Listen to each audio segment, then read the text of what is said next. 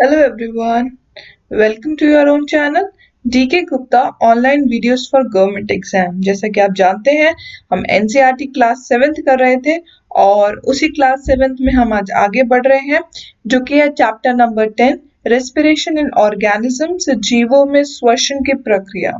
देखिए जीव है, ऑर्गेनिज्म है तो श्वसन रेस्पिरेट तो करेंगे।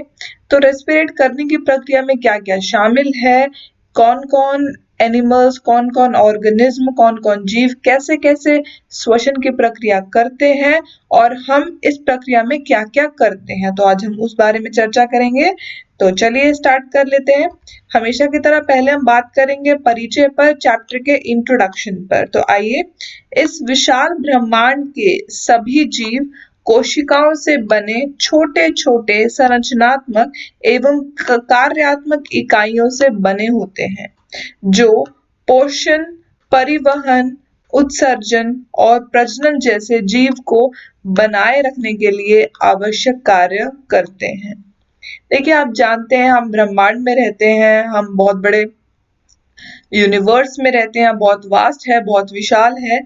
तो उस विशाल ब्रह्मांड में सभी तरीके की कोशिकाएं, जीव कोशिकाएं आपको देखने को मिलती हैं जो कि जिनके फंक्शन अलग अलग हैं, वो उनका पोषण अलग है, उनका परिवहन मतलब ट्रांसपोर्टेशन, किस तरीके से ट्रांसपोर्ट करते हैं मिनरल्स मतलब खनिज, किस तरीके से खनिजों का परिवहन होता है, उत्सर्जन होता है, प्रजनन, सभी अलग अलग सबके होते हैं। और ये प्रोसेस, ये जो सब मैंने आपको बताया है अभी, पोषण, परिवहन, उत्सर्जन, प्रजनन means nutrition, transportation, excretion and reproduction, ये चारों ही इम्पोर्टेंट प्रोसेस है, इम्पोर्टेंट प्रक्रिया है अगर आप जीव हैं तो।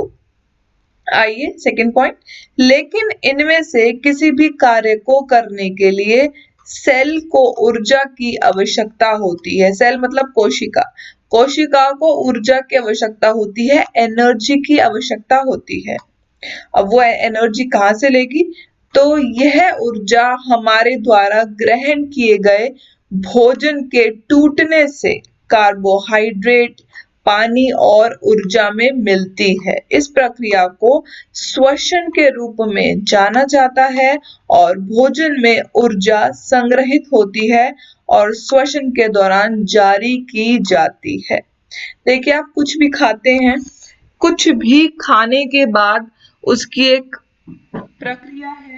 आप खाते हैं, आप बक्कल कैविटी से खाते हैं, हम इससे पहले वो पढ़ चुके हैं हम किस तरीके से बक्कल कैविटी से खाते हैं और खाने के बाद वो किस तरीके से डाइजेस्ट होता है। हम रेस्पिरेशन में क्या पढ़ते हैं? देखिए जो रेस्पिरेशन है, जो श्वसन है, उस प्रक्रिया का पहले मतलब जानिए। तो जो श्वसन की प्रक्रिया है वो क्या है?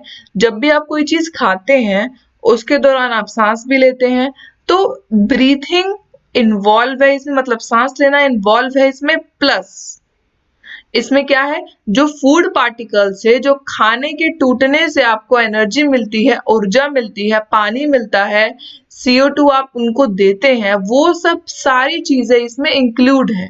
तो मतलब क्या हुआ, एक तो इसमें सांस लेना आ गया, प्लस इसमें जो आप खाते हैं उससे आपको ऊर्जा मिलती है, उसको ब्रेक डाउन मतलब जो भोजन टूटता है ना, वो भी इसमें आता है। तो आपको क्या पढ़ना है? पहले आपको पढ़ना है भोजन टूटेगा तो कैसे टूटेगा, और हम सांस लेंगे तो कैसे लेंगे। हमें इस चैप्टर में दो चीजें पढ़नी होंगी। और इसके अलावा जैसे आप ह्यूमन बीइंग है, जैसे आप मानव है, वैसे ही कॉकरोच हो गए, अर्थवर्म हो गए, इनके भी सांस लेने की प्रक्रिया जो है वो अलग है। तो आपको इनकी भी प्रक्रिया साथ साथ पढ़नी है क्योंकि वो जीवों में ही आते हैं। तो चलिए देखते हैं। पहले हम बात करते हैं सेलुलर रेस्पिरेशन की, कोशिकीय श्वसन की। तो कोशिकीय श्वसन क्या है? कोशिकीय श्वसन ऊर्जा को छोड़ने के साथ सेल में भोजन के टूटने की प्रक्रिया को संदर्भित करता है। यह कोशिकीय श्वसन या तो एरोबिक श्वसन होता है या अवायवीय श्वसन में होता है। कहने का मतलब क्या है, जो सेलुलर रेस्पिरेशन है, जो कोशिकीय श्वसन है, वो और कुछ नहीं, जो आप खाना खाते हो वो खाना ब्रेक होता है, ब्रेक होने के बाद वो खाना ब्रेक डाउन मतलब खाना वो टूटता है और उससे आपको एनर्जी मिलती है। यही है आपका सेलुलर रेस्पिरेशन मतलब कोशिकीय श्वसन। ठीक है। अब क्या होता है, देखिए अब जो कोशिकीय श्वसन है वो दो प्रकार का है। एक है वायवीय मीन्स एरोबिक श्वसन, एरोबिक रेस्पिरेशन, और दूसरा है अवायवीय श्वसन मतलब एनाएरोबिक रेस्पिरेशन। ठीक है, तो देखिए अब आपने दो तरीके के रेस्पिरेशन पढ़े, दो तरीके के श्वसन पढ़े। वो क्या है, पहला है एरोबिक और दूसरा है एनोएरोबिक, मतलब एरोबिक श्वसन और अवायवीय श्वसन। तो इन दोनों के बारे में चर्चा करनी है। पहले आप श्वसन के कुछ फैक्ट समझ लीजिए। सांस लेते हुए हम ऑक्सीजन में सांस लेते हैं और कार्बन डाइऑक्साइड से हम सांस छोड़ते हैं। अब आपको ये पता होगा, हम ऑक्सीजन में सांस लेते हैं, हम ऑक्सीजन को लेते हैं, ब्रीथ करते हैं, और हम किसको छोड़ते हैं, कार्बन डाइऑक्साइड को हम छोड़ते हैं। ये बात सभी को पता होता है। ऑक्सीजन में सांस पूरे शरीर के अंगों और प्रत्येक कोशिकाओं तक पहुंचाई जाती है। जीवित रहने के लिए, आवश्यक कार्य करने के लिए, ऊर्जा प्राप्त करने के लिए और भोजन के टूटने के लिए कोशिकाओं द्वारा इस ऑक्सीजन की आवश्यकता होती है। मैंने आपको पहले भी बताया था कि ऑक्सीजन आपको सिर्फ सांस लेने में मदद नहीं करता, ऑक्सीजन जो आप खाते हैं उसको पचाने में भी मदद करता है। तो ऑक्सीजन, कोशिकाएं जो आप खाते हैं, जो आपकी कोशिकाएं हैं, जो आपके सेल्स हैं, उनको भी एनर्जी की जरूरत है, उनको भी ऊर्जा की जरूरत है। और वो ऊर्जा आपको कहाँ से मिलेगी, जब आप कुछ खाएंगे। तो भोजन के टूटने की जो प्रक्रिया है उसमें ऑक्सीजन बहुत जरूरी है। आइए आगे, अब हम बात करते हैं टाइप्स ऑफ रेस्पिरेशन की, श्वसन के प्रकारों की। तो श्वसन के मोटे तौर पर मतलब ब्रॉडली क्लासिफाइड किए गए हैं, कैटेगराइज्ड किए गए हैं दो प्रकार, टू टाइप्स। पहला है एरोबिक रेस्पिरेशन और दूसरा है एनाएरोबिक रेस्पिरेशन। एरोबिक रेस्पिरेशन को हिंदी में एरोबिक ही कहा जाता है और एनाएरोबिक को कहा जाता है अवायवीय श्वसन। तो इन दोनों के बारे में चर्चा करते हैं। पहले हम बात करेंगे एरोबिक श्वसन की। तो एरोबिक श्वसन भोजन की ऑक्सीजन की उपस्थिति में कार्बन डाइऑक्साइड और पानी में टूटने की प्रक्रिया को संदर्भित करता है। कहने का मतलब क्या है, देखिए एरोबिक और अनएरोबिक अगर आप डिस्टिंग्विश करते हैं, अगर आप इनका अंतर ढूंढते हैं तो इनका एक ही अंतर होता है। जो एरोबिक होता है वो ऐसी श्वसन प्रक्रिया है जिसमें ऑक्सीजन की मात्रा होती है, मतलब जिसमें ऑक्सीजन होता है, पर एनाएरोबिक में ऑक्सीजन नहीं होता। ये रेस्पिरेशन, ये श्वसन की प्रक्रिया मतलब क्या है, आपके जो खाना है वो टूटेगा, है ना। तो एरोबिक में खाना टूटता है जिसमें CO2 होता है, पानी होता है और ऑक्सीजन होता है। पर एनाएरोबिक में खाना तो टूटता है पर इसमें CO2 पानी होता है पर इसमें ऑक्सीजन नहीं होता। तो दोनों की डिस्टिंग्विश, दोनों का अंतर यह है, एरोबिक रेस्पिरेशन में जो भी आप चीज होगी, जो भी प्रक्रिया होगी उसमें ऑक्सीजन होगा, पर एनाएरोबिक में जो भी प्रक्रिया होगी उसमें ऑक्सीजन नहीं होगा। ठीक है, आइए आगे, अब हम ब्रॉडली देखेंगे एरोबिक को, एरोबिक श्वसन को। तो देखिए इस प्रकार के श्वसन में ऑक्सीजन को सांस द्वारा पूरे शरीर में और उन कोशिकाओं में भेजा जाता है जहां भोजन ऑक्सीजन की उपस्थिति में कार्बन डाइऑक्साइड, पानी और ऊर्जा में टूट जाता है। उदाहरण के लिए मानव में एरोबिक श्वसन होता है। देखिए हम सांस लेते हैं, हम ब्रीथिंग करते हैं, तो हमने जो खाया होता है वो हमारे सेल में होता है। ठीक है, हमने ये खाया कुछ, ये हमारे सेल में है। अब वो सेल में क्या है, जो आपका ग्लूकोज है वो टूटेगा और ग्लूकोज टूटने के कारण आप जब भागते हैं तो आपको एनर्जी मिलती है, मतलब एनर्जी उससे आपको मिलती है। देखिए कुछ भी आप खाते हैं, अगर आप भूखे रहते हैं तो आपका शरीर बिल्कुल टूटा हुआ रहता है, पर जब भी आप कुछ खाते हैं तो वो खाने की वजह से आपको एनर्जी मिलती है ना। तो वही हुआ, देखिए जो ग्लूकोज था वो क्या हुआ, जो ग्लूकोज था वो आपकी बॉडी में था, आपके शरीर में था, तो वो टूटा। किसके फॉर्म में टूटा, उसमें क्या है, ऑक्सीजन है, हिंदी में देख लीजिए ऑक्सीजन है उसमें, और उसके टूटने के कारण आपको क्या मिला, CO2, वाटर प्लस एनर्जी, मतलब CO2 मतलब कार्बन डाइऑक्साइड, पानी, और आपको ऊर्जा मिली। तो यही होता है सब।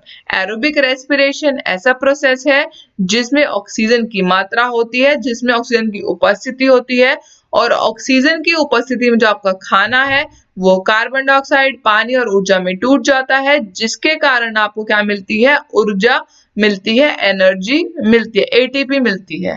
ठीक है, ये था आपका एरोबिक। अब हम बात कर लेते हैं एनाएरोबिक के बारे में, अवायु श्वसन। उसे आप बोल सकते हैं वायु और इसको आप बोल सकते हैं अवायु। तो अवायु देखें, इस प्रकार के श्वसन में भोजन ऑक्सीजन के अभाव में कार्बन डाइऑक्साइड और ऊर्जा में टूट जाता है। उदाहरण के लिए संकाय एनारोब्स और एनारोब्स तिरछा। कहना मतलब क्या है, इस टाइप का जो श्वसन है इसमें वही है, ग्लूकोज टूटेगा पर ऑक्सीजन इसमें यूज नहीं होता, इसमें ऑक्सीजन के बिना ही श्वसन की प्रक्रिया होती है। अभी बताएंगे किस किस ऑर्गेनिज्म में ऐसा होता है, किस किस सूक्ष्म धातु में ऐसा होता है, किस किस धातु में ऐसा, तो अभी पढ़ेंगे, पर पहले आप इसकी प्रक्रिया को समझिए। ठीक है, तो अवायु श्वसन की अगर हम बात करें तो ये ग्लूकोज टूटता है पर ये ऑक्सीजन की इसमें शॉर्टेज होती है, ऑक्सीजन का इसमें अभाव होता है। टूटता किसमें है, CO2 में, पानी में और ऊर्जा में। ठीक है, अब हम पढ़ते हैं ये जो श्वसन है, जो अवायु श्वसन है या अपवायु या एनाएरोबिक श्वसन है, वो किन किन लोगों में, किन किन लोग तो नहीं बोल सकते, किन किन ऑर्गेनिज्म में इनका होता है, किन किन परिणामी, किन किन सूक्ष्म धातु में ऐसा होता है। तो वो देखिए, पहला है आपका फैकल्टेटिव एनारोब्स। ठीक है, परिणामी अवायवीय। तो ये क्या है, आप सामने पिक्चर बनी आप देख सकते हैं, परिणामी अवायवीय। देखिए नीचे, परिणामी अवायवीय वे जीव हैं जो ऑक्सीजन की अनुपस्थिति के साथ साथ उपस्थिति दोनों का सम्मान करने में सक्षम है। मतलब अगर इनको ऑक्सीजन मिला तो मिला, अगर नहीं मिला तो नहीं मिला, ये अपने खाने को पचा सकते हैं। ठीक है, उदाहरण के लिए देखें तो है ये एस्चेरिचिया कोली। ठीक है, ये नाम है इसका, कोलाए बोलते हैं वैसे, एस्चेरिचिया कोलाए, ये इसका नाम है जो एनसीईआरटी में गिवन था। तो ये भी आपको लर्न करना है। फैकल्टेटिव एनारोब्स है ये, इसका जो एग्जाम्पल है वो है एस्चेरिचिया कोलाए। ठीक है, सेकंड है आपका इसमें ऑब्लिगेट एनारोब्स। ऑब्लिगेटिंग एनारोब्स, देखिए ये क्या है, अब ऑब्लिगेटिंग एनारोब्स ऐसे जीव हैं जो केवल ऑक्सीजन की अनुपस्थिति में प्रतिक्रिया करने में सक्षम है। इनको ऑक्सीजन मिला तो ये प्रतिक्रिया नहीं करेंगे, इनको ऑक्सीजन नहीं चाहिए बिल्कुल भी, ये वैसे जीव हैं। ठीक है, और इनके उदाहरण क्या है, क्लॉस्ट्रीडियम टेंटेनाए। क्या है, क्लॉस्ट्रीडियम टेटानी। क्या है, क्लॉस्ट्रीडियम टेटानी। ये बहुत क्वेश्चन पूछते हैं। ऑब्लिगेट एनारोब्स है जो कि बिना ऑक्सीजन के ही अपना श्वसन की प्रक्रिया करते हैं। इनका नाम क्या है, क्लोस्ट्रीडियम टेटानी। ठीक है, याद रखेंगे। अब देखिए, जो आपके एनारोबिक रेस्पिरेशन है ये आगे दो पार्टों में बटे हैं, ये दो टाइप्स में बटे हैं, और वो क्या है, पहला है lactic acid fermentation and alcohol fermentation. क्या बोला मैंने, लैक्टिक एसिड का किण्वन और शराब का किण्वन। तो ये क्या है, देख लें एक बार। देखिए, जो आपका ग्लूकोज है वो दो पार्टों में बट गया, एक था लैक्टिक फर्मेशन और एक था अल्कोहल का फर्मेंटेशन। कहने का मतलब क्या है, इससे आपका लैक्टिक एसिड बनेगा, और लैक्टिक एसिड या फिर लैक्टिक अम्ल कहिए, और दूसरी तरफ आपका बनेगा अल्कोहल, मतलब शराब बनेगी। तो यही ग्लूकोज ही होता है, ये ग्लूकोज टूटता है जिसके कारण आपकी ये दो चीजें बनती हैं। तो देखिए ये दो चीजें कैसे बनेंगी। पहला आ चुका है लैक्टिक फॉर्मेशन, मतलब लैक्टिक एसिड का किण्वन। देखिए ये क्या है, लैक्टिक एसिड किण्वन चयापचय प्रक्रिया को संदर्भित करता है, मतलब मेटाबॉलिक प्रोसेस को ये संदर्भित करता है, जिसमें क्या होता है, जिसमें ग्लूकोज सेलुलर ऊर्जा और मेटाबोलाइट लैक्टेट में परिवर्तित हो जाता है। वेरी इंपॉर्टेंट, ध्यान से सुने, बहुत इंपॉर्टेंट है। देखिए, अगर मैं लैक्टिक एसिड की बात करूं, लैक्टिक एसिड फर्मेंटेशन हो रहा है, तो इसमें क्या होता है आपका, इसमें जो आपका एंड प्रोडक्ट मिलेगा, जो मतलब आपको आखिरी में मिलेगा, वो क्या होगा आपका, कम कार्बन का कंपाउंड मिलेगा, जो कि होगा आपका लैक्टिक एसिड। ठीक है, तो लैक्टिक एसिड बनता कैसे है ये सुने आप। लैक्टिक एसिड जो होता है वो एक मेटाबॉलिक प्रोसेस है, चयापचय प्रक्रिया है, जिसमें क्या होता है, जो ग्लूकोज सेलुलर ऊर्जा होती है ना, मतलब जो सेलुलर एनर्जी होती है, वो ग्लूकोज जो होता है वो सेलुलर एनर्जी में, मतलब सेलुलर ऊर्जा में परिवर्तित होता है और मेटाबोलाइट टेक्टेट में परिवर्तित होता है। एक बार पीछे डायग्राम बना था, देखिए ये रहा, लैक्टिक एसिड बन रहा है। और लैक्टिक एसिड आप जानते हैं, जब आप एक्सरसाइज करते हैं तो आप देखते होंगे कभी कभार आपके पैरों में दर्द है या कुछ भी है, तो उसी टाइम पे ही आपका लैक्टिक एसिड बनता है। तो लैक्टिक एसिड आपका कहाँ बनेगा, मस्कुलर सेल में। मस्कुलर सेल मतलब होता है आपके मसल का जो कोशिका है, उसमें आपका क्या बनेगा, लैक्टिक एसिड बनेगा। बात समझ आ गई होगी अब तो। अब देखिए दूसरा, एल्कोहलिक फर्मेंटेशन, मादक किण्वन। तो देखिए क्या है, मादक किण्वन जैविक प्रक्रिया को संदर्भित करता है। जैविक जैविक मतलब क्या है, बायोलॉजिकल है। ठीक है, जैविक प्रक्रिया को संदर्भित करता है, जिसमें क्या होता है, ग्लूकोज और अन्य शर्करा जैसे कि फ्रक्टोज हो गए, सुक्रोज हो गए, को सेलुलर ऊर्जा में परिवर्तित किया जाता है, जो कि इथेनॉल और कार्बन डाइऑक्साइड का उत्पादन करते हैं। ये इथेनॉल ही आपका अल्कोहल होता है। ठीक है, इथेनॉल। अब देखिए क्या है, इस प्रक्रिया को ध्यान से सुने। आइए पीछे देखिए, अल्कोहल फर्मेंटेशन है, ये यीस्ट से बनता है। किससे बनता है, ये यीस्ट में बनता है। ठीक है, यीस्ट में बनता है, याद रखेंगे। और इसकी पूरी प्रक्रिया हो गई, और आपको जो एंड में जो प्रोडक्ट मिलेगा, मतलब जो एंड में जो आखिरी में आपको एक चीज मिलेगी, वो क्या होगी, इथेनॉल मिलेगी, कार्बन डाइऑक्साइड मिलेगी, और आपको ऊर्जा भी मिलेगी। तो ये था आपका अल्कोहल का फर्मेंटेशन, मतलब मादक का किण्वन, और दूसरी तरफ था आपका लैक्टिक एसिड का किण्वन। तो ये आपसे क्वेश्चन में पूछ सकता है। वो क्वेश्चन पूछता कैसे अब इनमें, वो देखें। तो देखिए, इसमें क्वेश्चन पूछेगा पहले कि लैक्टिक एसिड कब बनता है। तो जब आप एक्सरसाइज करते हैं, पैरों में दर्द है, तब आपका क्या बनता है, लैक्टिक एसिड। ठीक है, लैक्टिक का अम्ल बनता है। दूसरी तरफ आपसे पूछेंगे कि जब आपने मादक का किण्वन जैविक प्रक्रिया से किया था, तो आपका जो ग्लूकोज है वो किन दो चीजों में बढ़ जाता है, तो फ्रक्टोज में और सुक्रोज में बढ़ता है, आपको याद रखना है। और वही फ्रक्टोज और सुक्रोज मिलके जब सेलुलर एनर्जी प्रोड्यूस करते हैं, मतलब जब सेलुलर ऊर्जा वो देते हैं, तो वो जो आखिरी का जो प्रोडक्ट होता है, क्योंकि हमेशा ये आपसे आखिरी का ये प्रोडक्ट पूछते हैं, मतलब आखिर में क्या उत्पाद हुआ है वो हमेशा पूछते हैं। तो आखिरी में उत्पाद क्या होगा, इथेनॉल बनता है, या एक शब्द में कहूं तो एथाइल अल्कोहल बनता है। ठीक है, एथाइल अल्कोहल बनता है।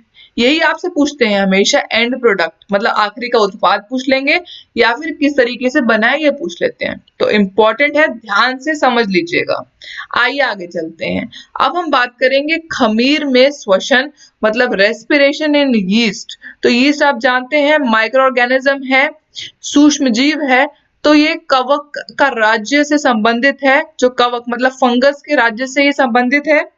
ठीक है, जो खमीर है वो यूकेरियोटिक एकल कोशिका वाले सूक्ष्म जीव है, जो कवक राज्य से संबंधित है। ये बात क्लियर हो गई। मतलब क्या है, एक तो यूकेरियोटिक सेल है, दूसरी बात क्या है, एकल कोशिका वाले सूक्ष्म जीव है, जो कवक राज्य से संबंधित है। मतलब ये कवक के अंदर आता है, यीस्ट फंगस के अंदर आता है। ठीक है, दूसरी चीज क्या है, उनका उपयोग खाद्य और पेय उद्योग में कई उद्देश्यों के लिए किया जाता है। अब आप जानते हैं, जो आपकी ब्रेड होती है, बेकरी इंडस्ट्री में ब्रेड में बेसिकली आपको यीस्ट का प्रयोग करते हैं, आप खमीर का प्रयोग करते हैं, क्योंकि खमीर से चीजें फूल जाती हैं, है ना। तो ब्रेड को फुलाने के लिए आप खमीर का इस्तेमाल करते हैं। ठीक है, यीस्ट का इस्तेमाल करते हैं। वो देखिए कैसे करेंगे इस्तेमाल।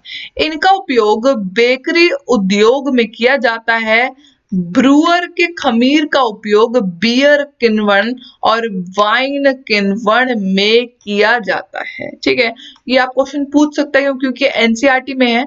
तो ब्रूअर यीस्ट जो है, यीस्ट की एक वैरायटी है ब्रूअर, इसका उपयोग आपके बियर बनाने में, बियर के फर्मेंटेशन में और वाइन के फर्मेंटेशन में किया जाता है। ठीक है, आपको ये ध्यान रखना है। चौथी बात क्या है, वे हवा के अभाव में ही जीवित रहने में सक्षम है। ठीक है, हवा के अभाव मतलब ऑक्सीजन की इनको मात्रा नहीं चाहिए, विदाउट ऑक्सीजन काम करेंगे। ठीक है, और हवा जैसे मिलेंगी तो ये मर जाते हैं। ठीक है, आगे देखिए, चूंकि वे हवा की अनुपस्थिति में जीवित रह सकते हैं, तो वे ऑक्सीजन की अनुपस्थिति में ग्लूकोज को शराब में, कार्बन डाइऑक्साइड ऊर्जा में भी तोड़ सकते हैं, और इसीलिए इन्हें कहा जाता है एनारोबिक श्वसन प्रक्रिया। बात समझ आ गई? जो हमने पीछे पढ़ा बिल्कुल वही था कि अब इनको ऑक्सीजन की मात्रा नहीं चाहिए, और हमने पीछे पढ़ा था ना, जिन सूक्ष्म जीवों को ऑक्सीजन की मात्रा नहीं चाहिए होती है उनको हम बोलते हैं एनारोबिक श्वसन। और उसमें हमने एक चीज भी पढ़ी थी, अल्कोहल का फर्मेंटेशन, मतलब शराब का किण्वहन।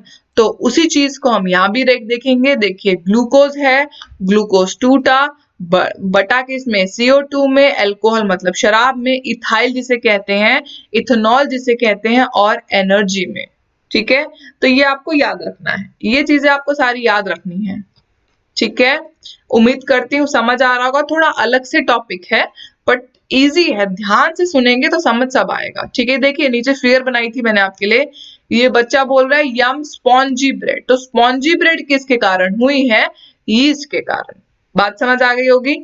इस प्रक्रिया में जारी कार्बन डाइऑक्साइड ब्रेड और अन्य पके हुए खाद्य पदार्थों को स्पंजी बनाया जाता है, स्पॉन्जी। ठीक है, स्पॉन्जी बनाते हैं। चलेंगे आगे।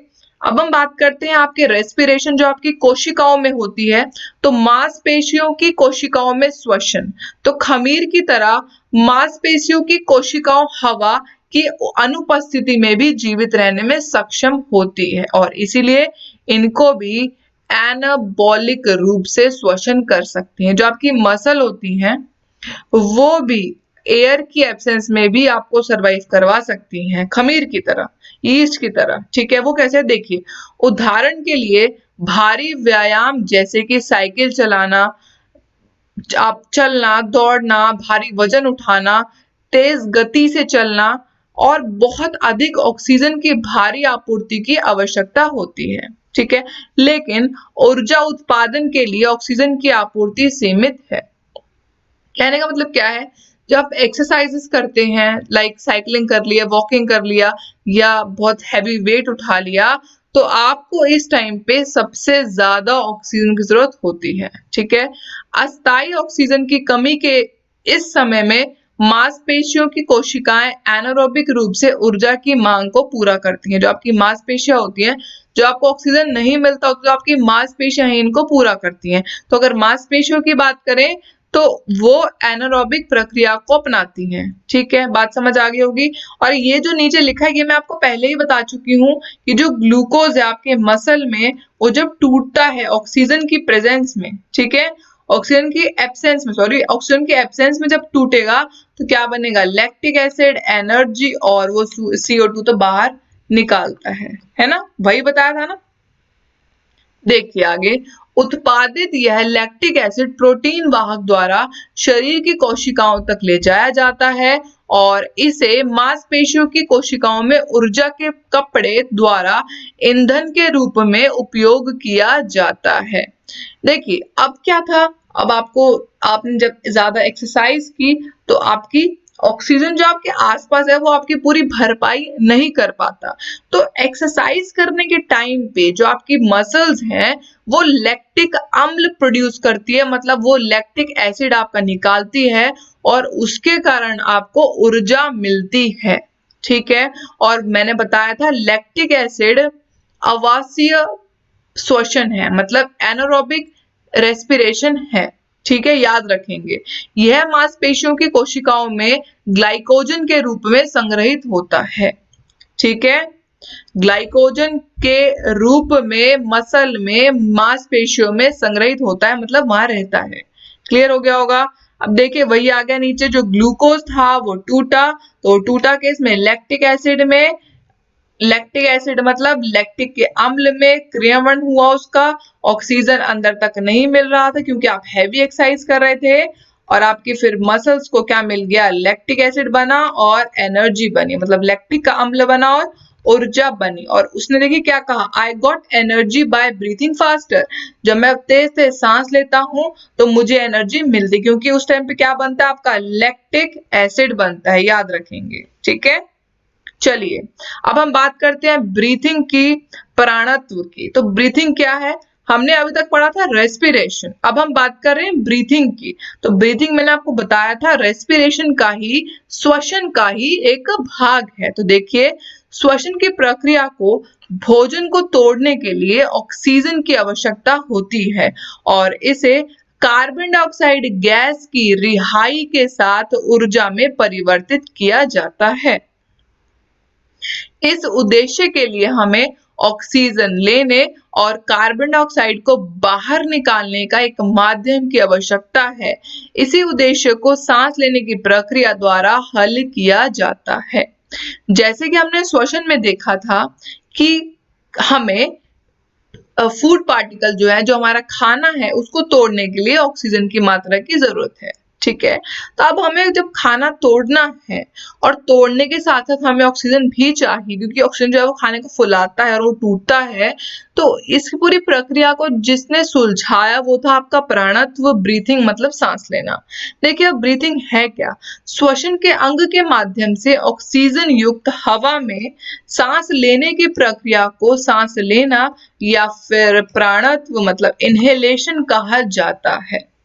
देखिए जब आप सांस को अंदर लेते हैं, इनहेल करते हैं, अंदर लेते हैं, तो उसे हम कहते हैं इनहेलेशन या सांस लेना, ठीक है। और जब हम हवा के माध्यम से सांस छोड़ते हैं उसे हम कहते हैं एक्सहेलेशन या फिर सांस छोड़ना, याद रखेंगे। देखिए कभी कभार वो हिंदी में भी ऐसे टर्म्स दे देता है, तो तभी मैंने आपको हिंदी में मैं आपको स्पेशली टर्म्स बार बार बताती रहती हूँ, ठीक है। सांस छोड़ना एक्सहेलेशन, सांस लेना इनहेलेशन कहा जाता है। सांस छोड़ना एक्सहेलेशन, सांस लेना इनहेलेशन, याद रखेंगे। चलेंगे आगे। अब हम बात कर लेते हैं सांस लेने की प्रक्रिया, कि सांस आप लेते कैसे हैं और ये किस तरीके से आपके अंदर तक जाता है, फिर आप बाहर निकालते हैं। इंपॉर्टेंट है, ध्यान से सुने। प्राण को बाहर निकालने के लिए श्वास की प्रक्रिया बहुत महत्वपूर्ण है। मतलब जब आप सांस लेते हो तो आपके प्राण के लिए, आपकी शरीर के लिए, आपके बॉडी के लिए बहुत महत्वपूर्ण है। यह प्रक्रिया शरीर के श्वसन तंत्र के माध्यम से की जाती है। जब सांस लेते हो ये प्रक्रिया रेस्पिरेटरी सिस्टम के अंदर ही आती है, क्योंकि हम बोलते हैं जो ब्रीथिंग है, जो सांस लेना है, जो प्राणत्व है, वो श्वसन का एक भाग है, ठीक है। आगे देखें, नथुने के माध्यम से सांस में ऑक्सीजन से समृद्ध हवा और नाक गुहा पर पारित की जाती है, जहां हवा को गर्म किया जाता है और नथुने में मौजूद बलगम द्वारा नम किया जाता है। बलगम यहाँ पे, वो बलगम यहाँ पे क्या है आपका सलाइवा, ठीक है, जो नाक के अंदर है, ठीक है। छोटे बाल जो है वो धूल और हवा में मौजूद अन्य कणों को छान देते हैं। देखिए अब आपको पता है आप सांस लेते हैं नाक से, जब आपने नाक के अंदर क्या है, आपके नोस्ट्रल्स हैं, जो दो छेद होते हैं उन्हें आप कहते हो नोस्ट्रल्स। जब उन दो नोस्ट्रल से आपकी जो सांस है वो अंदर गई है, तो आप देखते होंगे आपके नाक के अंदर बाल भी होते हैं, रेशे भी होते हैं। तो वो जो बालों का जो कार्य है वो क्या है, एक तो हवा को अंदर गर्म करके लेके जाना, दूसरा क्या है, अगर हवा में कहीं ना कहीं कण है, विषैले कण है, तो उसको वहीं रोक देते हैं और आपकी साफ हवा को वो अंदर लेके जाते हैं, ठीक है। अब जो है वो आपकी हवा अंदर पहुंच चुकी है, तो नाक गुहा को पतली हड्डी की दीवार से दाएं और बाएं दो हिस्सों में विभाजित किया गया। अब आपका जो नाक गुहा है, जो आपकी नसल की कैविटी है, उसको दो हिस्सों में विभाजित किया गया। आप देखेंगे यहाँ पे दो हिस्सों में विभाजित किया गया है। फिर हवा को, जो हवा है, उसको श्वास नली के रूप में भी जाना होता है। अब वो श्वास नली आपको पता है दो नलियां होती हैं, एक तो होती है आपकी फूड पाइप जो खाने की नली है, और एक होती है आपकी श्वास नली विंड पाइप। तो जो सांस है वो श्वास नली से होके गुजरता है और कुछ कुछ विंड पाइप से अंदर जाता है। तो अब क्या हुआ देखिए, फिर हवा को श्वास नली से होकर गुजरना होता है, जिसे वो ट्रैकिया के रूप में भी जाना जाता है। ये देखिए, ये श्वास नली है, आप देख सकते हैं फिगर में, ये है आपकी ट्रैकिया, ये है आपकी ट्रैकिया। अब क्या हुआ, जो ट्रैकिया से होके गुजरती है तो श्वास नली हवा को श्वास और ब्रोंकाई में शाखाओं को फिल्टर करती है। अब आप देखेंगे आगे, अब यहाँ पे आपके क्या है, ब्रोंकाई है, क्या है आपके ब्रोंकाई होते हैं यहाँ पे नीचे जाके। तो ये जो ब्रोंकाई है ये क्या है, आपकी जो आपकी शाखा, जो आपकी हवा है उसको फिल्टर करती है, ठीक है। और फिर उसके बाद वो जो हवाएं हैं, वो ब्रोंकाई जो है वो आपकी हवाओं को, जो आपने सांस ली अंदर, वो उसको आपके लंग्स में, आपके फेफड़ों में लेके जाएंगे। अब क्या है, हवा फेफड़ों तक पहुंच चुकी है। आगे देखिए क्या होगा, फेफड़े श्वसन तंत्र के मुख्य अंग की जोड़ी है, मतलब दो है फेफड़े, पीछे फिगर थी आप देख सकते हैं, दोबारा दो फेफड़े हैं। अब देखिए क्या होगा, फेफड़े श्वसन तंत्र के मुख्य अंग की जोड़ी है, जहां ऑक्सीजन को लिया जाता है और कार्बन डाइऑक्साइड को बाहर निकाल दिया जाता है। रक्त में मौजूद लाल रक्त कोशिकाएं, मतलब रेड ब्लड सेल होते हैं, वो फेफड़ों में ऑक्सीजन युक्त रक्त में मौजूद ऑक्सीजन को अवशोषित करती हैं, मतलब ऑक्सीजन को एब्जॉर्ब कर लेंगी, ठीक है। ऑक्सीजन को क्या कर लेंगी, एब्जॉर्ब कर लेंगी, जो ब्लड के अंदर है, ठीक है। उसके बाद क्या होगा, वे इसे आगे ले जाते हैं और इसे सभी शरीर की कोशिकाओं में वितरित करते हैं और कोशिकाओं द्वारा उत्पादित कार्बन डाइऑक्साइड को उठाते हैं। कहने का मतलब क्या है, जो आपके अंदर ब्लड सेल्स हैं, जो आपके ब्लड वेन्स हैं और जो आर्टरीज हैं, वो पढ़ेंगे हम आगे, वो भी आएंगे, कोई बात नहीं। जो आप बोल सकते हैं, जो नसें होती हैं ब्लड की, वो हर जगह ब्लड को ले जाते हैं और यही ऑक्सीजन जो है ये धक्का मारता है और ब्लड आपके सारे शरीर तक पहुंच जाता है, ठीक है। छाती की गुहा में डायफ्राम नामक मांसपेशियों की चादरें भी मौजूद हैं।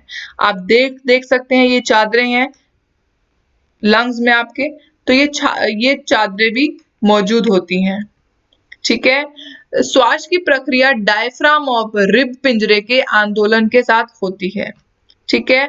जो आपकी डायफ्राम और रिब पिंजरा, मतलब जो रिब केज है, उनमें उनमें मूवमेंट होता है और उसी मूवमेंट के कारण, उसी गति के कारण आपकी जो श्वास है वो ऊपर नीचे होती है। वो देखेंगे अभी कैसे, ये देखिए आ चुका है वो।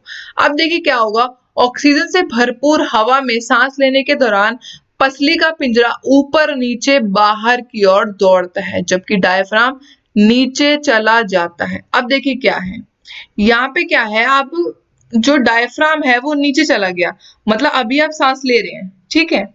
जब आप सांस लेोगे तो जो डायफ्राम है, हिंदी में भी यही है, ठीक है, डरिएगा मत, जो डायफ्राम है वो जाएगा नीचे। अब आप सांस ले रहे हैं, ठीक है, और जब आप सांस छोड़ते हैं तो ये डायफ्राम जाता है ऊपर, देख सकते हैं। इस तरीके से इन दोनों में गतियां होती हैं, ठीक है। डायफ्राम नीचे ऊपर होगा और जो आपका रिब केज है वो उसको एडजस्ट करता है, ठीक है, समझ आ गया होगा। यह घटना छाती गुहा में उपलब्ध स्थान का विस्तार करती है, जो बदले में हवा को फेफड़े में ले जाती है। यही हवा फेफड़े में उसको ले जाएगी, ठीक है। और इसी से ही क्या होगा, जो आपकी कार्बन डाइऑक्साइड वो बाहर निकल जाएगी और ऑक्सीजन डायफ्राम के मदद से ऊपर नीचे हो गए सारे शरीर में वेन्स के द्वारा, आर्टरीज के द्वारा पहुंच जाता है, ठीक है, क्लियर हो गया। अब हम बात करेंगे आगे छींक आना। आपको छींक आती है, उसका प्रोसेस क्या है, स्नीजिंग जिसे आप कहते हो। छींकने का तात्पर्य है आम सर्दी, फ्लू के कारण होने वाली विदेशी क्रिया या नाक के अंदर जलन पैदा करने वाले विदेशी कणों के कारण होता है, ठीक है। सर्दी लग गई या कोई फ्लू हो गया, एलर्जी हो गई, उसके कारण आपको छींक आती है। तो छींक आती क्यों है, देखिए आपकी जो हवाएं हैं उसमें धुएं, धूल और बहुत सारे कण आपको देखने को मिलते हैं, और वही कण जो आपके नाक के जो नोस्ट्रिल्स हैं, जो छेद होते हैं, तो वो उनसे अंदर जाते हैं। तो अंदर जाने के कारण वो जो आपकी नाक से टकराते हैं, उसके कारण जो आपकी नाक है वो ऊपर नीचे होती है, जिसके कारण आपको क्या आती है, छींक आती है, ठीक है। वही बात है, जो आपके नाक के अंदर बाल होते हैं उन्हीं बालों में वो फंस जाती है और आपको छींक आती है, ठीक है। जबकि कुछ कण बालों में फंस जाते हैं और कुछ उनके बीच से गुजर जाते हैं और नाक गुहा की अंदरूनी परत में जलन पैदा करते हैं और इस जलन के परिणाम स्वरूप हमें क्या आती है, छींक आती है, जो गुहा में प्रवेश करने वाले गंदे विदेशी कणों को बाहर निकाल देती है। छींक आई और कुछ आपके अगर अंदर गया हो विदेशी कण, मतलब कि गंदे पार्टिकल्स अगर आपके अंदर गए हो तो वो निकल जाएंगे। जैसे कि इस बिल्ली को छींक आती है तो आछू करके छींके ले रही है, ठीक है। इस प्रकार केवल स्वच्छ और शुद्ध वायु ही शरीर में प्रवेश करते हैं। तो बहुत बड़ा रोल होता है आपके नाक के बालों को, तो उनको भी प्रोटेक्ट करना बहुत जरूरी है। साफ सफाई रखें। चलिए अब हम बात करेंगे कॉकरोचों में श्वसन की। तो कॉकरोचों में श्वसन होती है, तो श्वसन की प्रक्रिया क्या है, तो हम बात कर लेते हैं। कॉकरोच एक स्थलीय जीव है जो नम क्षेत्रों में पाया जाता है। नम मतलब होता है डैम एरिया, मतलब कि गीले क्षेत्रों में ये पाया जाता है।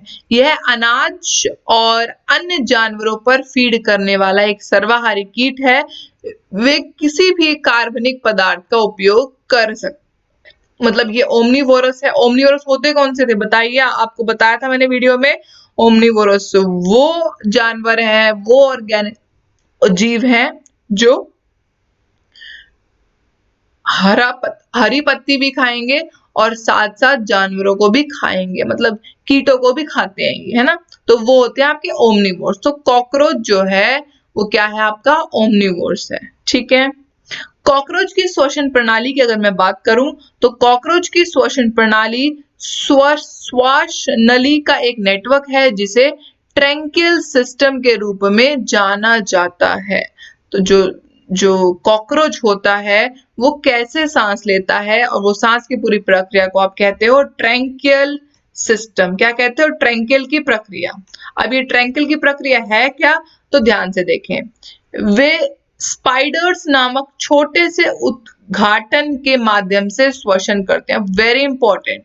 स्प्राइकल्स होते हैं इनके पास, क्या क्या होते हैं, स्प्रिकल्स होते हैं जिनके माध्यम से ये श्वसन करते हैं। तो क्वेश्चन सिंपल सा पूछेंगे, इतना सब पढ़ लिया पर क्वेश्चन आएगा क्या, जो कॉकरोच हैं वो किसके माध्यम से सांस लेते हैं जी, तो स्प्रिकल्स होते हैं और वो छोटी ओपनिंग खुलती है जिसे हम कहते हैं स्प्लिंटर्स।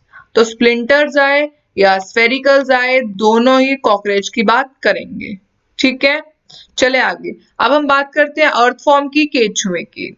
तो केचुआ एक लाल भूरे रंग का स्थलीय अकशेरुकीय है। इसमें रीढ़ नहीं होती, मतलब इनवर्टिब्रे। इनवर्टिब्रे कौन से होते हैं, ऐसे जीव जिनमें की रीढ़ की हड्डी नहीं होती, बैकबोन नहीं होती। तो केचुओं में बैकबोन नहीं होती, ठीक है। वे मिट्टी के ऊपरी परत पे पाए जाते हैं और मिट्टी की उर्वरता में सुधार करते हैं। पहले आपको मैंने बताया हुआ है कि जो अर्थवॉर्म होते हैं वो मिट्टी को फर्टाइल बनाते हैं, उसकी जो फर्टिलिटी है उसको इम्प्रूव करते हैं। और वो कैसे, उर्वरता को सुधारते हैं। तो वो कैसे, देखिए, जो अर्थवॉर्म है, जो केचुआ है, वो मिट्टी के अंदर अंदर घुसते जाएंगे और मिट्टी को पोरस, मिट्टी को छेदीय बना देंगे। छेदीय बनाने के कारण क्या होगा, जो भी हम खाद डालते हैं, जो भी हम कुछ भी डालते हैं, वो मिट्टी के अंदर गहराई तक पहुंच जाता है। तो अर्थवॉर्म को, केचुओं को फार्मर्स फ्रेंड कहा जाता है, ठीक है। क्लियर हो गया होगा। चलते हैं अगला पॉइंट। यह मिट्टी में मौजूद मृत और क्षयकारी पदार्थ पर फीड करते हैं, ठीक है। अगर इनके हम श्वसन प्रक्रिया की बात करें तो इनके पास कोई विशेष श्वसन प्रणाली नहीं है, लेकिन वे मिट्टी में मौजूद नमी और उनके शरीर में मौजूद बलगम के कारण अपनी नम और छरी त्वचा के माध्यम से प्रतिक्रिया करते हैं। तो कहने का मतलब क्या है, ये प्रतिक्रिया करेंगे तो अपनी छरहरी त्वचा के कारण, मतलब इनकी जो स्किन होती है वो मॉइस्ट होती है, तो मॉइस्ट और स्लिमी स्किन के कारण ये श्वसन की प्रक्रिया दोहराते हैं, मतलब इनके जो शरीर है उसमें छेद होते हैं। क्लियर हो गया होगा आपको।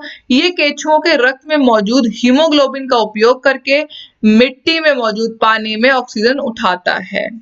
बारिश के मौसम में मिट्टी बहुत गीली होती है जो केचुए के श्वसन में समस्या पैदा करती है। तो वे सतह पर आते हैं और आराम से सांस लेते हैं, ठीक है। अब आप देखते होंगे बारिश के मौसम में केचुए ऊपर आ जाते हैं, तो ऐसा क्यों होता है, इसके पीछे कारण साफ है कि वो मिट्टी के अंदर सांस नहीं ले पाते, क्योंकि वैसे ही उनकी शरीर में नमी थी और अब उनको मिट्टी के अंदर पूरी नमी मिल जाती है, जिस कारण वो सांस नहीं ले पाएंगे, तो मिट्टी के ऊपर आ जाते हैं। तो आपको मिट्टी बारिश के मौसम में बहुत केंचुए ऊपर दिखाई पड़ते हैं। ठीक है, नम और घिनौना गैस के इसके माध्यम से गुजरना और केंचुए के शरीर में प्रवेश करना आसान बनाता है। जो उनका शरीर होता है वो मॉइस्ट और स्लिमी है, जिसके कारण वो हर जगह से गुजर जाते हैं। ठीक है, ये थे कुछ केंचुओं के बारे में। अब हम बात करते हैं मेंढक का रेस्पिरेशन, मेंढक का श्वसन। तो मेंढक अब आप जानते हैं एम्फीबियन होते हैं, उभयचर होते हैं, जो पानी में भी रहते हैं और जमीन पर भी रहते हैं। मेंढक छोटे शरीर वाले टेस्टलेस उभयचर होते हैं। वे मांसाहारी होते हैं, कार्निवोर्स होते हैं, मतलब मांस खाते हैं, सिर्फ जीवों को खाएंगे। ठीक है, उनके पास धौरी प्रणाली है जो उन्हें सांस लेने में मदद करती है। ड्यूल सिस्टम है जिससे वो सांस ले सकते हैं। उनके पास इंसानों की तरह ही फेफड़ों की एक जोड़ी होती है, फेफड़ों की जोड़ी होती है, पर उसके साथ साथ क्या होता है उनके पास, दूसरी ओर वे अपनी नम और छरी त्वचा के माध्यम से भी सांस लेते हैं। तो क्या हुआ, फेफड़ों की जोड़ी भी है और वही मॉइस्ट और स्लिमी स्किन है जिसके माध्यम से वो सांस लेते हैं। तो सांस लेने का क्वेश्चन आएगा, उनके बारे में कुछ कुछ तो आपको पढ़ना ही था, बट क्वेश्चन जो आएगा वो आपका सांस लेने वाला आएगा। तो मॉइस्ट स्किन और आएगा पेयर ऑफ लंग्स। ठीक, याद रखेंगे फेफड़ों की एक जोड़ी। क्लियर हो गया। जब उनकी त्वचा नम होती है तब वे पानी में होते हैं और वे अपनी पतली और झिल्लीदार त्वचा से सांस लेते हैं, जो पानी और गैसों दोनों के लिए पारगम्य होती है। ठीक है, आइए अब हम बात करते हैं मछली में श्वसन की। तो मछली, अब आप जानते हैं मछली क्या होती है, वर्टिब्रे होती है, मतलब मछली में क्या होगा, केशुरक है। तो आप देखिए जो मछली है वो कैसे सांस लेगी, तो जलीय जानवरों की सांस लेने की दर स्थलीय जानवरों मतलब जमीन पर रहने वाले जानवरों की तुलना में अधिक है, क्योंकि पानी में मौजूद ऑक्सीजन, अब आप जानते हैं पानी है तो H2O है, तो H2O में मतलब ऑक्सीजन के भी कण पाए जाएंगे और हाइड्रोजन के भी कण पाए जाएंगे, है ना। तो अब क्या होगा, पानी में मौजूद ऑक्सीजन का प्रतिशत वातावरण में मौजूद ऑक्सीजन के प्रतिशत से कम है, तो श्वास की उच्च दर उन्हें अधिक ऑक्सीजन लेने के लिए सक्षम बनाती है। अब ऑक्सीजन लेते कैसे हैं, ठीक है, तो वो आ चुका है नीचे। मछलियों के शरीर में कुछ अनुमान होते हैं जिन्हें हम गिल्स कहते हैं, तो उन्हीं गिल्स से वो सांस लेती है। ठीक है, याद रखेंगे। ये गलफड़े गैसों के आसान आदान प्रदान के लिए रक्त वाहिकाओं से जुड़े होते हैं और ये गलियां मछली जैसी जलीय पदार्थियों को पानी में घुलित ऑक्सीजन का उपयोग करने में मदद करते हैं। अब आप देख रहे हैं जो गिल हैं वो तीन में बट चुके हैं, एक है गिल की आर्क, एक है गिल की रैकर और एक है गिल के फिलामेंट। तो इन तीनों में बटे हैं और यही तीन जो है उसको सांस लेने में, सांस छोड़ने में, सांस को अंदर तक रखने में मदद करते हैं। ठीक है, जैसे ही पानी गलफड़ों क्या है, ये ब्लड वेसल। ठीक है, जैसे ही पानी गलफड़ों की पतली दीवारों से होकर गुजरता है तो घुलित ऑक्सीजन रक्त वाहिकाओं में चला जाता है और मछली के शरीर की विभिन्न कोशिकाओं और ऊतकों की यात्रा करता है, मतलब अंदर चला गया पानी और फिर वो पानी को बाहर भी निकाल सकती है मछली के। क्यों ऐसा, क्योंकि वो गिल से सांस लेती है। गिल्स बहुत इंपॉर्टेंट काम करता है मछली के लिए। ठीक है, चलिए अब हम बात करेंगे रेस्पिरेशन पौधों में। जो पौधे हैं वो भी जीव हैं, सांस लेते हैं पौधे, खाना बनाते हैं तो जीव हुए ना, तो पौधे भी रेस्पिरेशन करते हैं। वो कैसे, देखिए, पौधों को जीवित रहने के लिए श्वसन की घटना की भी आवश्यकता होती है और वो घटना क्या है तो आप नीचे देख सकते हैं। ये पूरी प्रक्रिया को आप कहते हो प्रकाश संश्लेषण या फिर फोटोसिंथेसिस। सूरज है, ऑक्सीजन निकालते हैं, CO2 लेते हैं, क्लोरोफिल जो होता है वो इनकी हरी पत्तियों में होता है और जड़ों में क्या होता है, इनके पानी और पोषक तत्व। इसी पूरी प्रक्रिया को आप कहते हो प्रकाश संश्लेषण या फिर कहिए फोटोसिंथेसिस। आइए आगे। वे वायुमंडल से ऑक्सीजन समृद्ध वायु में लेते हैं और रंध्र नामक पत्तियों की निचली सतह में मौजूद छोटे छिद्रों के माध्यम से कार्बन डाइऑक्साइड से भरपूर वायु को बाहर निकालते हैं। ये होता है प्रोसेस इनकी, ठीक है। प्रकाश संश्लेषण द्वारा पौधे ग्लूकोज का उत्पादन करते हैं, लेकिन पौधों को भोजन बनाने के लिए ऊर्जा की आवश्यकता होती है ना। और वो ऊर्जा उन्हें कहाँ से मिलेगी? तो वो ऊर्जा उन्हें मिलेगी सूर्य की किरणों से, ठीक है। ये पूरा प्रोसेस था रेस्पिरेशन का, सांस लेने का। तो अब आप जानते हैं जब खाना बनाएंगे तो क्या छोड़ते हैं? ऑक्सीजन, ठीक है। ऑक्सीजन लेते हैं और बाहर CO2 को छोड़ते हैं, है ना। तो वही है, यही इनका प्रोसेस है। खाना बनाते रहो और CO2 लेते रहो और ऑक्सीजन को छोड़ते रहो। खाना बनाते हुए ये ऑक्सीजन लेते हैं, हाँ ठीक है। चलेंगे आगे। आइए क्वेश्चंस पे। इन cockroach air enters the body through, तिल चट्टे मतलब कॉकरोच में हवा डैश के माध्यम से शरीर में प्रवेश करती है। तो बताएं, रेस्पिरेशन कर रहे हैं ना, तो ये तो आपको आना चाहिए। बताइए मुझे कि कॉकरोच जो है वो किसके माध्यम से रेस्पिरेशन, श्वसन की प्रक्रिया करते हैं? तो बताइए, स्पिरैकल, झरोके, गिल्स, गलफड़ा, स्किन, त्वचा या फिर लंग्स, फेफड़े। तो अभी सभी जानते हैं इसका आंसर क्या है? स्पिरिकल्स, ठीक है। स्पेरिकल्स की मदद से, झरोके की मदद से जो कॉकरोच हैं वो हवा अंदर बाहर करते हैं। आइए second question. During heavy exercise we get cramps in the legs due to accumulation of dash. जब हम भारी व्यायाम करते हैं तो भारी व्यायाम के दौरान हमें डैश के संचय के कारण पैरों में ऐंठन होती है ना, जो आपका क्या है? एनारोबिक रेस्पिरेशन है। तो बताइए ये क्या होता है जिसके कारण आपके पैरों में दर्द होता है, क्रैम्प्स आ जाते हैं? बताइए, लैक्टिक एसिड होता है, लैक्टिक का अम्ल होता है, दुग्धाम्ल होता है, एल्कोहल बनती है, शराब बनती है, कार्बन डाइऑक्साइड बनता है या फिर पानी बनता है? तो मैंने आपको पीछे बता दिया था, ये तो पूरा प्रोसेस लैक्टिक का अम्ल का क्रियण वर्ण दुग्धाम्ल, ठीक है, याद रखेंगे। आइए third point. Third question, during exhalation the ribs, सांस छोड़ने के दौरान पसलियों में डैश। बताइए, जब हम सांस छोड़ते हैं तो रिब्स की बात कर रहे हैं, जब छोड़ेंगे तो रिब्स कैसी होगी? नीचे की ओर ले जाएगी, बाहर की ओर जाएगी, ऊपर की ओर जाएगी या फिर बिल्कुल चलेगी नहीं? तो मैंने आपको बताया था जो रिब्स होंगी वो डायफ्राम जो था वो नीचे की तरफ जाता है जब आप सांस छोड़ते हो, ठीक है। तो मूव डाउनवर्ड।